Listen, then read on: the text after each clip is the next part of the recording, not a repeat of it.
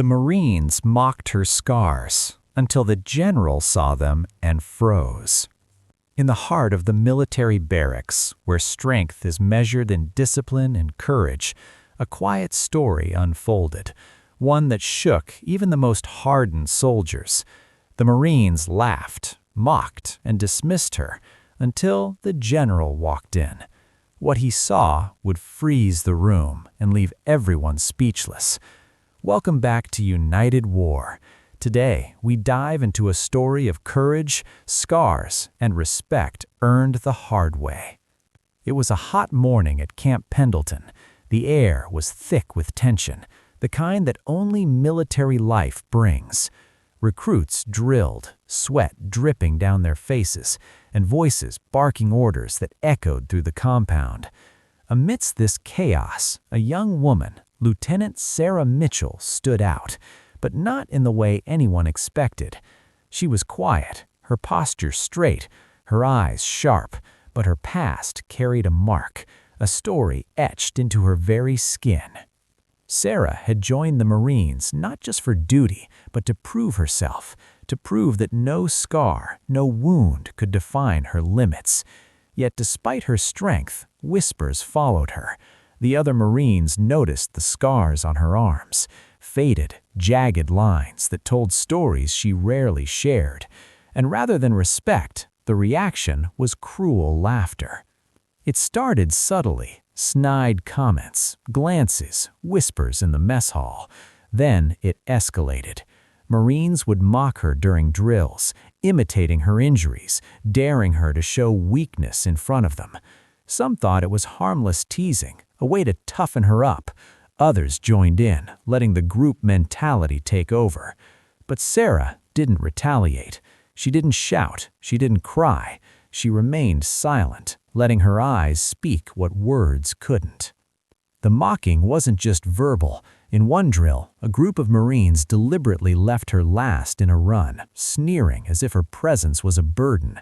They didn't understand the strength it took for her to even stand there, to keep pace, to survive each day in a world that often judged her before she spoke. But this ignorance would soon meet an unexpected force. On that fateful day, the barracks buzzed with the usual energy, a mix of chaos and discipline. Sarah was in the middle of a routine inspection, her uniform crisp, boots polished, every detail perfect. The mocking had quieted slightly, as if the others sensed something was about to shift. And then the general entered. General Marcus Hill was known for his keen eye and strict standards. Few dared to cross him, and even fewer underestimated his presence. As he walked past the group of Marines, he noticed Sarah standing quietly, a figure of composed strength. The gaze lingered, sharp and calculating. The room seemed to hold its breath. No one could have predicted what happened next. The laughter, the whispers, the mockery, it all stopped. The general's eyes fixed on Sarah's scars, and in that instant, everything changed. What he saw would leave everyone frozen in disbelief. But the story doesn't end here. In Part 2, you'll see how respect, fear, and admiration collided in a moment that none of them would ever forget. Previously on United War, we saw Lieutenant Sarah Mitchell endure the cruel mockery of her fellow Marines until the moment the general walked in. The laughter stopped, the whispers vanished, and all eyes turned toward her. What did the general see, and why did it freeze the entire room? This is where the story takes a turn. General Marcus Hill stepped closer, his eyes locking on Sarah's scars. There was no mockery in his gaze, no hint of judgment, only recognition. Recognition of what it took to survive, to fight, to carry the invisible weight of trauma with dignity. The room seemed to shrink around them as the general's expression hardened, not in anger, but in awe. The Marines, previously bold in their teasing, suddenly felt the cold weight of authority. Those scars, once a source of ridicule, now commanded respect. The general raised a hand slightly, not to point, but as if to say, "Look closely, this is strength." For a moment, the barracks were silent, broken only by the soft shuffle of boots and the distant hum of air conditioning. No one spoke. No one dared. Sarah felt the shift immediately. The air around her seemed to vibrate with a new energy. Her heart, usually steady, raced, not from fear, but from the realization that her silent struggle had finally been seen. She remembered all the long nights of training, the pain, the doubt, and now it mattered. Every scar told a story, and for the first time, those stories were being read with respect. In that moment, she didn't have to explain anything. The general understood, and that unspoken acknowledgement was more powerful than any words of praise. The Marines who had mocked her couldn't look her in the eye. Some shifted uncomfortably, others straightened, suddenly aware of their own arrogance. One by one, the mocking smiles disappeared, replaced with something they had never expected: humility. They realized that strength comes in many forms, and Sarah's courage was not loud or flashy. It was quiet, persistent, and unbreakable. Private Jenkins, the one who had laughed the loudest, swallowed hard. He glanced at Sarah, then at the general, and understood something fundamental. This woman, scarred but unbowed, had earned a respect that no ridicule could ever take away. General Hill finally spoke, his voice calm but commanding. "Lieutenant Mitchell, your courage is an example to every Marine here. Let this be a reminder that true strength is not in mockery or in looking for weakness. It's in enduring, in rising above, and in serving with honor." The barracks seemed to exhale collectively.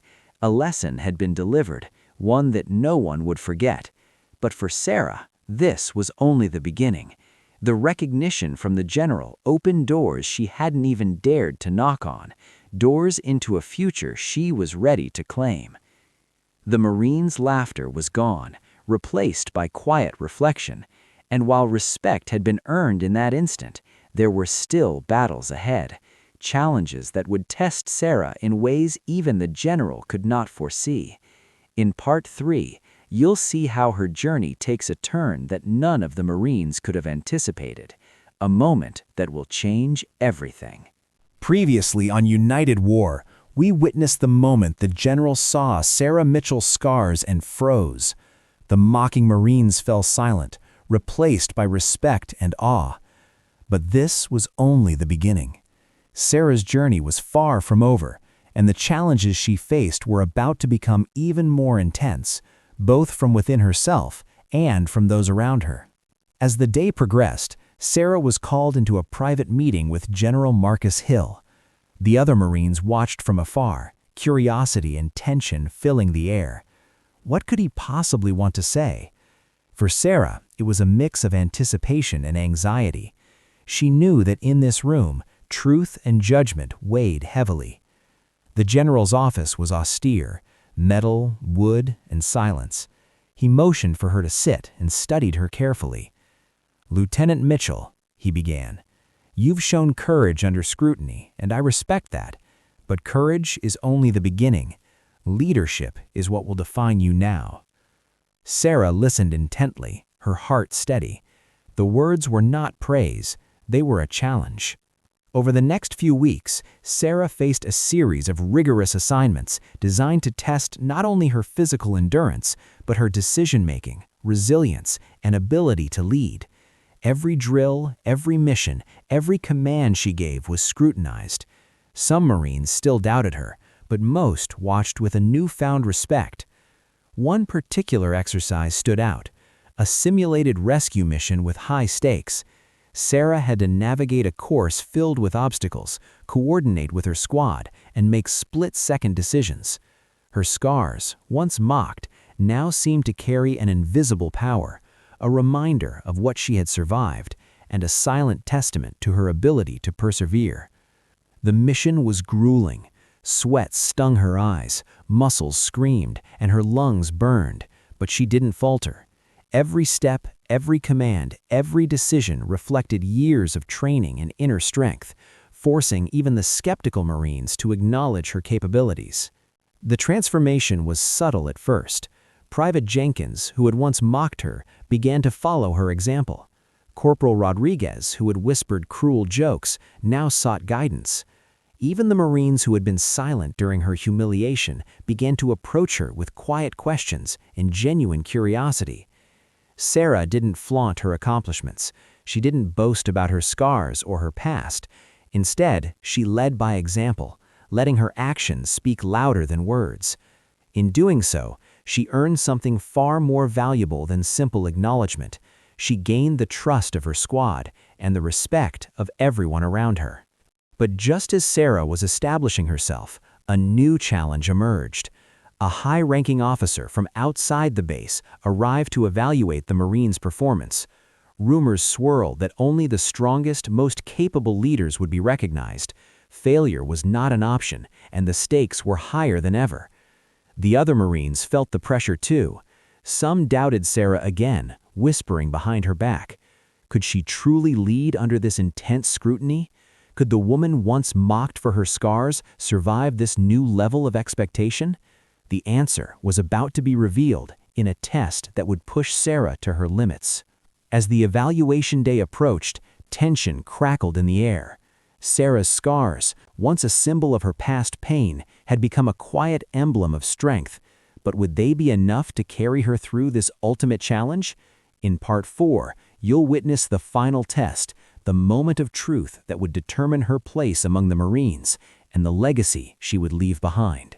Previously on United War, we saw Lieutenant Sarah Mitchell face the ultimate test.